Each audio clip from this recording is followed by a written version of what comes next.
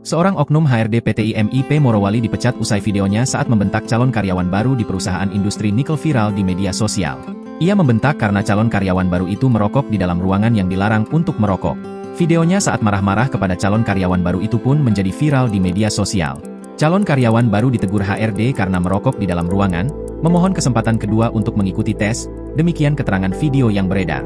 Calon karyawan baru itu disebutkan telah melanggar peraturan perusahaan perihal larangan merokok di dalam ruangan. Akan tetapi, publik menyoroti sikap pegawai HRD tersebut yang menegur calon karyawan baru itu dengan kata-kata kasar.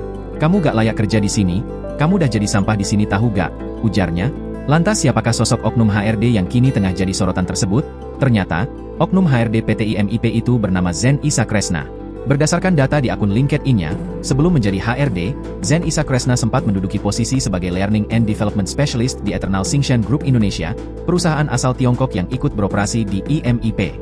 Dia sebelumnya juga pernah menjadi head coach di SMAN 3 Surabaya dari tahun 2016 hingga 2022.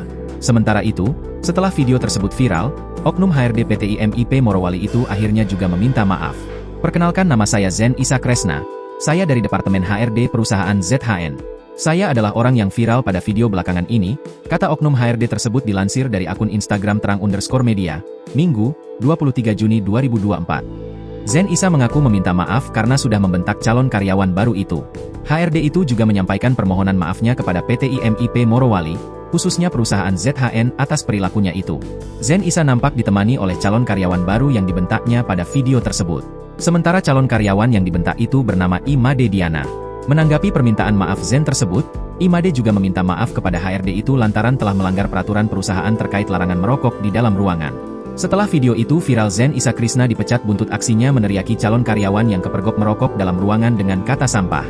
Sementara calon karyawan bernama Imade diterima bekerja dengan status percobaan. Download Tribun X sekarang, menghadirkan lokal menjadi Indonesia.